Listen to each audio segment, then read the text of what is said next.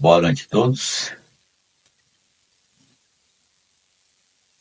Estamos aqui nos preparando para mais uma quarta-feira de Evangelho no Lar. E vamos começar fazendo a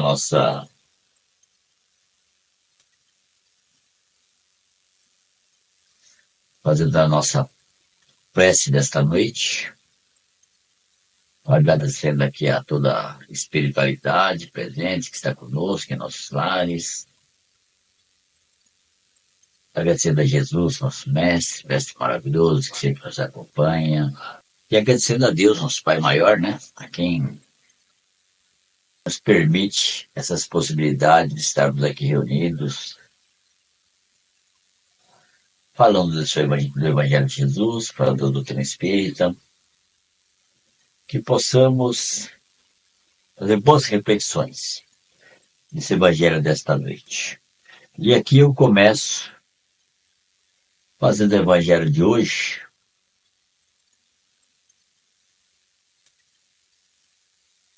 com o item 50 do livro Religião dos Espíritos,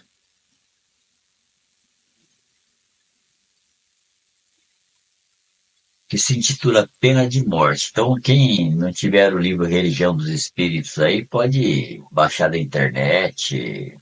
Não precisa ter o livro em papel, né, para poder fazer o Evangelho de hoje, tá certo?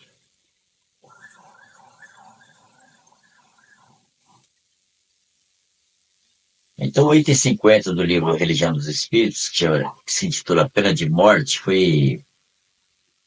foi publicado numa reunião de 10 de 7 de 1959, e tem a ver com a questão 760 do Livro dos Espíritos. Então, Emmanuel começa falando da seguinte forma: todos os fundadores das grandes instituições religiosas, que ainda hoje influenciam ativamente a comunidade humana, partiram da terra com a segurança do trabalhador do fim do dia. Então ele está falando que os grandes fundadores das instituições religiosas que ainda hoje influenciam a humanidade partiram da terra muito bem. Ele vai falar sobre isso aqui, olha. Moisés, ancião, expira na iminência do Nebo, contemplando a Canaã prometida. Então Moisés, ele termina o período dele de vida terrestre com muita tranquilidade, né? Siddhartha, o iluminado construtor do budismo, depois de abençoada peregrinação entre os homens, abandona o corpo físico no morto florido de Kusinagara. Confúcio, o sábio que plasmou todo um sistema de princípios morais para a vida chinesa, encontra a morte num leito pacífico, sob a vigilância de um neto afetuoso. E mais tarde Maomé, o criador do islamismo, que consentiu em ser adorado pelos discípulos na categoria de imortal, sucumbe em Medina, dentro de sólida madureza, atacado pela febre maligna. Então ele está mostrando aqui, Emmanuel, que essas pessoas são importantes que fundaram doutrinas, né, no período da humanidade. Todos eles morreram muito bem, com muita tranquilidade. Porém, né, com Jesus, entretanto, a despedida foi diferente. O divino fundador do cristianismo, que define a religião universal do amor e da sabedoria em plena vitalidade juvenil, é detido pela perseguição gratuita e trancafiado no cárcere.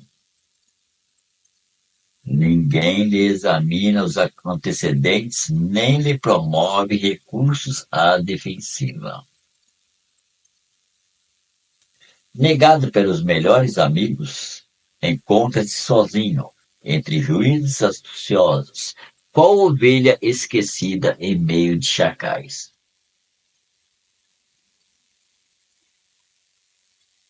Aliam-se o egoísmo e a crueldade para sentenciá-la ao sacrifício supremo.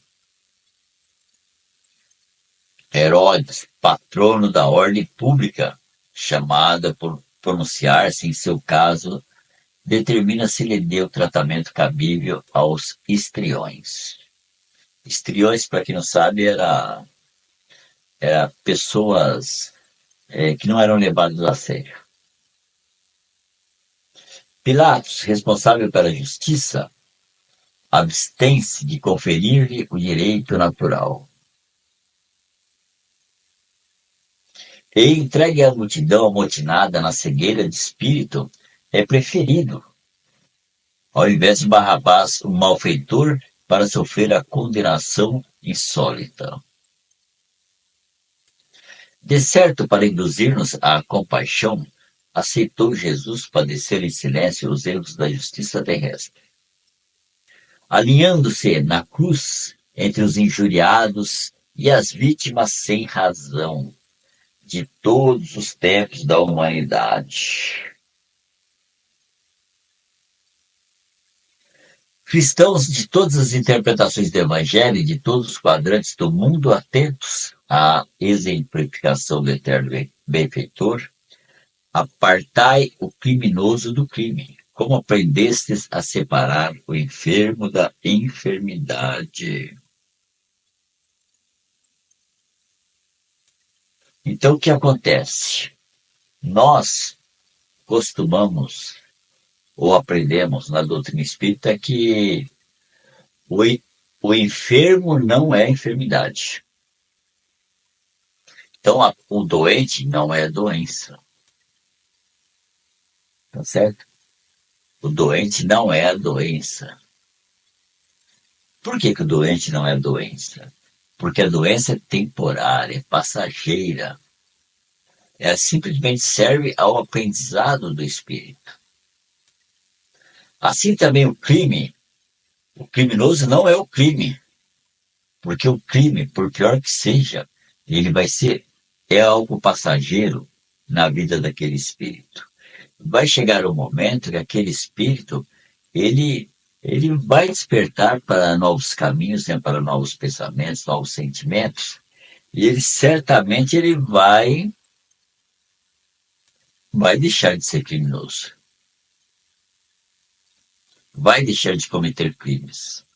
Tudo na nosso período de evolução como espírito tem um tempo de existência. Certamente nós, nessa encarnação, não somos iguais, nós fomos há 10 encarnações atrás. Nem sequer sabemos o que fazíamos há 10 encarnações atrás. Mas certamente não eram coisas muito boas, não. Hein? Claro que no processo de aprendizado fazemos coisas ruins, mas fazemos coisas boas também. Existe um equilíbrio, né? Mas muitos de nós estivemos entre os inquisidores, estivemos entre aqueles que julgaram o Cristo, estivemos entre aqueles que promoveram a noite de São Bartolomeu e assim por diante. Então, o enfermo não é a enfermidade. Assim como o criminoso não é o crime. Certo? Tudo é passageiro. E aí continua assim. Educai o irmão transviado, quanto curais o companheiro doente. Assim como nós curamos, né, as pessoas, você vê que nós, nas segundas-feiras, na Nova Era, nós trabalhamos objetivando o processo de cura das pessoas. Não importa que doença as pessoas tenham. Nós não nos preocupamos com isso. É claro que pessoas com doenças mais graves, nós trabalhamos com mais dedicação para curá-las. Porque sabemos que a pessoa com doenças mais graves, né, sofre mais, tem mais dor, mais sofrimento, né? Então, nós certamente nos dedicamos mais a curar as pessoas. Mas nós não nos preocupamos com quando a pessoa entra pelo portão do Nova Era para ser cuidada, não importa a doença que ela tenha, nós sempre vamos buscar curar a todos. Nem sempre conseguimos, por muitas razões, todo mundo sabe, tem muitas razões, mas assim ele coloca aqui: educai o irmão transviado, quanto curais o companheiro doente. É claro que nós aqui não lidamos com essa parte da atividade humana, né? Quem lida com essa parte são os juízes, é, pessoas, advogados, legisladores. Então, nós, na Casa Espírita, não lidamos com essas questões de pessoas que cometeram crimes. Não julgamos, mas também não somos nós que lidamos com eles. Mas está falando no sentido de humanidade. Então ele continua: desterrai em definitivo a espada e o cutelo, o garrote e a forca, a guilhotina e o fuzil, a cadeira elétrica e a câmara de gás dos quadros da vossa penologia. E oremos, todos juntos, suplicando a Deus nos inspire paciência e misericórdia uns para com os outros, porque ainda hoje, em todos os nossos julgamentos, será possível ouvir, no átito da consciência, o aviso celestial do nosso Divino Mestre condenado à morte sem culpa. Quem estiver sem pecado, atire a primeira pedra. Agora, ele já está colocando aqui que nós devemos, porque a pena de morte, conforme aconteceu, aí acontece ainda em alguns lugares do mundo, né? Pessoas que, até hoje, pessoas são condenadas em apedrejamento em alguns lugares do mundo, condenadas à pena de morte de variadas formas em várias partes do mundo. Isso não acabou ainda. Mas, conforme nós, como espíritos, vamos evoluindo, essa prática da pena de morte é importante que ela vá aos poucos sendo exterminada, né, dos costumes da humanidade. Isso é muito importante, porque isso são costumes bárbaros. A pena de morte não resolve o problema, porque se nós condenamos uma pessoa à morte, muitas vezes, independente se ela é inocente, se ela é inocente, nós não conseguimos muitas vezes chegar a essa conclusão, mas independente disso, quando condenamos uma pessoa à morte, muitas vezes a pessoa vai revoltada para o mundo espiritual e lá ela vai continuar caminhando na vida dela. Então nós temos que melhorar os espíritos enquanto eles estão encarnados, para que quando eles desencarnem, eles se tornem pessoas melhores. Agora, se nós não melhoramos a pessoa quando encarnada, ele vai se tornar um desencarnado que segue as trilhas do mal. E se ele saiu da nossa visão, vai estar do outro lado perturbando de uma outra forma. Então, quando a gente pode recuperar, né, um condenado ou alguém que cometeu crimes, é a melhor coisa que tem. É a melhor coisa que tem. Então, a pena de morte não é uma coisa boa. É um costume bárbaro que a gente tem que, aos pouquinhos, ir tirando da nossa caminhada. Né? Então, se nós não somos julgadores, nem criamos as penas, as leis, mas podemos orar e podemos colaborar, né? De alguma forma, para que esses legisladores, aos poucos, possam ir mudando a forma como as leis funcionam no planeta Terra. Aqui eu vou, né? Passo agora para o Evangelho segundo o Espiritismo, Antes de passar para o Evangelho segundo o Espiritismo, eu estou no capítulo 2, item 8. Instruções dos Espíritos, uma realeza terrena. Então, quem quiser colocar no nome de pessoas para o momento das vibrações, quem quiser colocar água para ser fluidificada, coloque também, porque a espiritualidade vai estar conosco nos lares de cada um daqueles que estão participando. Que nas vibrações eu vou solicitar para que as águas sejam fluidificadas. E vou fazer vibrações para que não vou fazer com que cada um mentalize as pessoas que gostaria que recebessem as vibrações de melhoria de saúde e tudo mais. Então, aqui, instruções dos espíritos, uma realeza terrena. Alguém pode, melhor do que eu, entender a verdade destas palavras de Nosso Senhor? Meu reino não é deste mundo?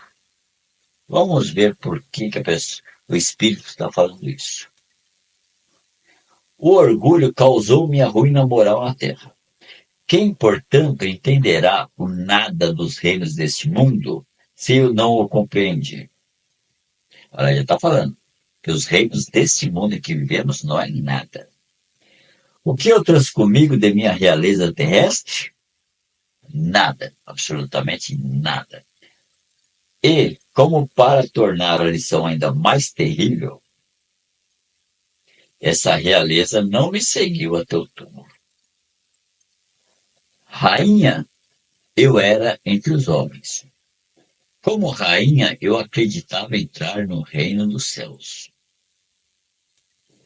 Quanta desilusão! Quanta humilhação quando, em vez de ser recebida como soberana, vi acima de mim, mas muito acima, homens que julgava bem pequenos e desprezava porque não eram de sangue nobre. Oh, só então compreendi a insensatez das honras e grandezas que buscamos com tanta avidez na terra.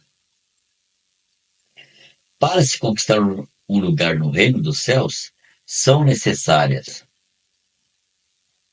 a abnegação, a humildade, a caridade em toda a sua prática divina e a benevolência para com todos.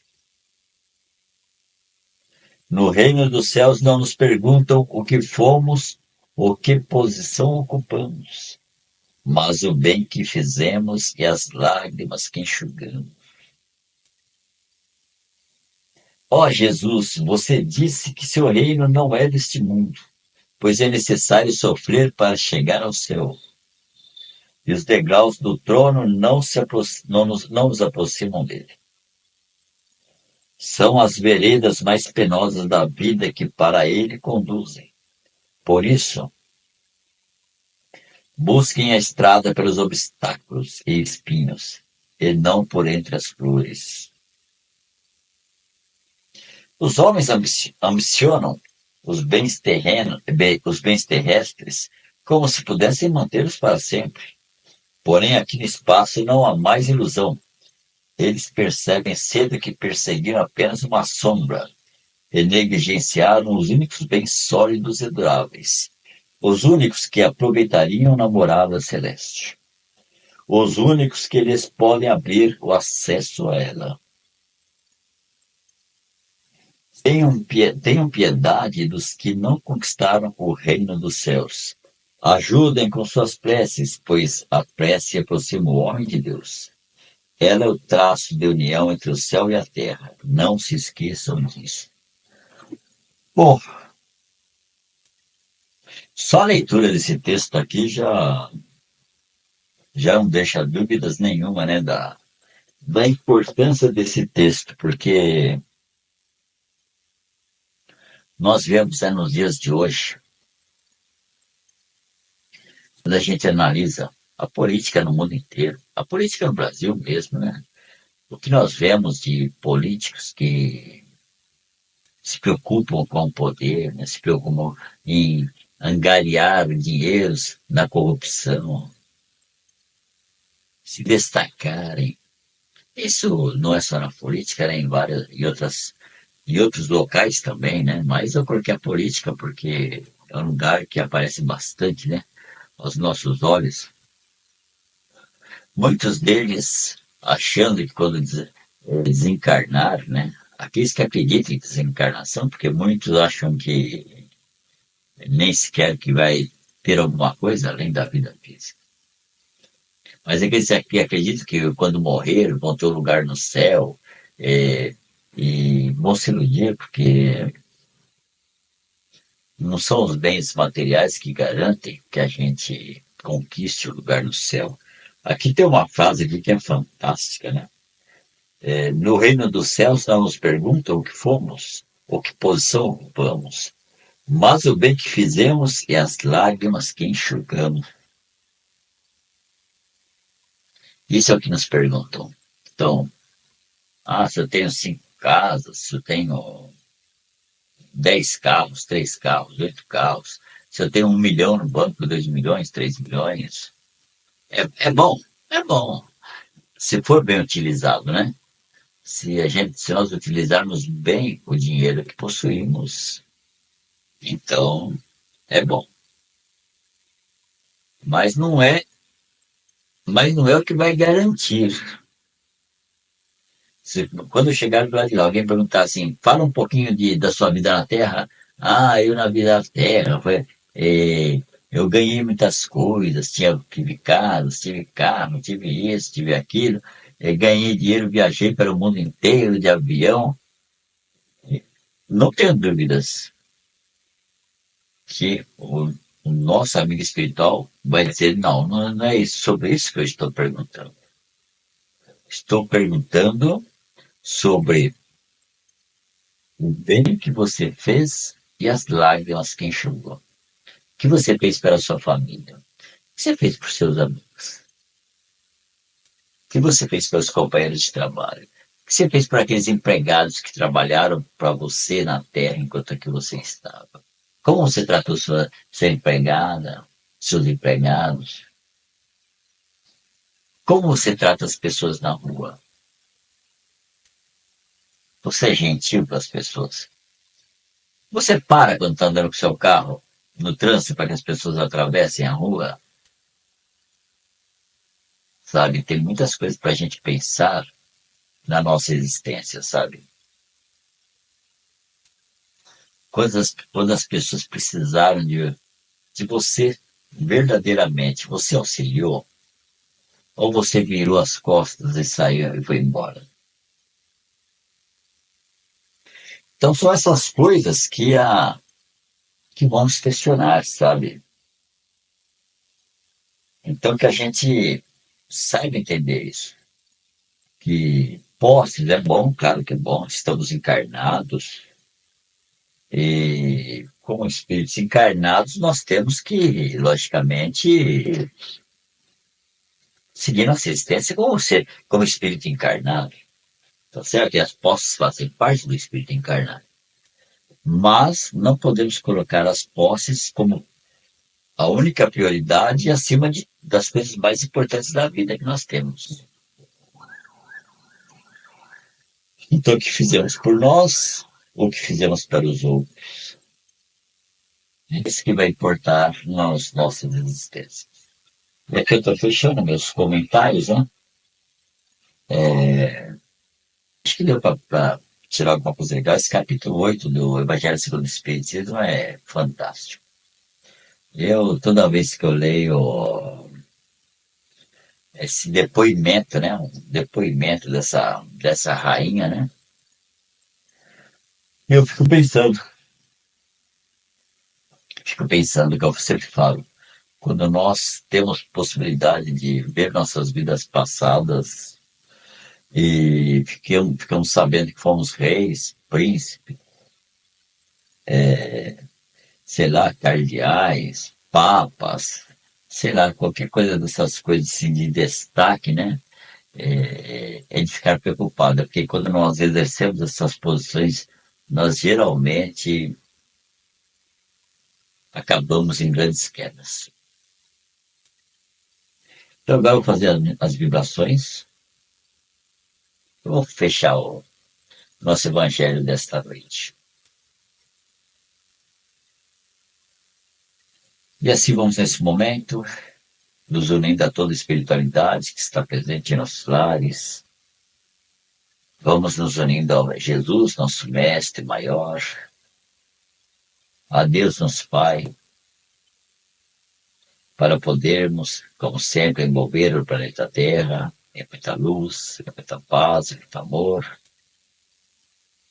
para podermos envolver todos aqueles que estão em dor, que estão doentes, que estão em sofrimento, para que possam ser auxiliados nas suas necessidades. Vibrando sempre pela valorização da vida, que a gente possa poder sempre evitar o aborto, evitar o suicídio, vibrando pela natureza e pela vida em toda a Terra, vibrando por todos os nossos amigos,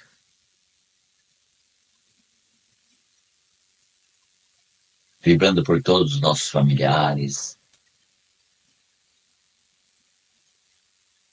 E nesse momento, quem tiver alguém, ou mais de um, que queira que receba essas vibrações, que mentalize essa pessoa nesse momento, que certamente ela estará recebendo.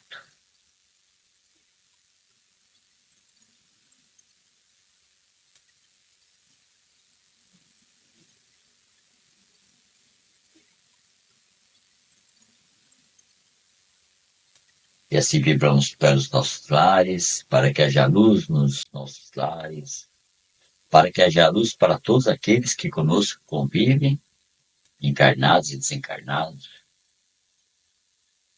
Pedindo aos amigos espirituais do bem que higienizem nossos lares, retirem os miasmas, as energias deletérias. E se porventura tivermos irmãozinhos em nossos lares, desencarnados, precisando de auxílio e de socorro, que possam ser acolhidos nesse momento e levados para o tratamento. E assim vamos pedindo a espiritualidade presente em nossos lares, que possam higienizar, que possam fluidificar as nossas águas, colocando nas águas de cada um os elementos curativos necessários de que cada um necessita nesse momento.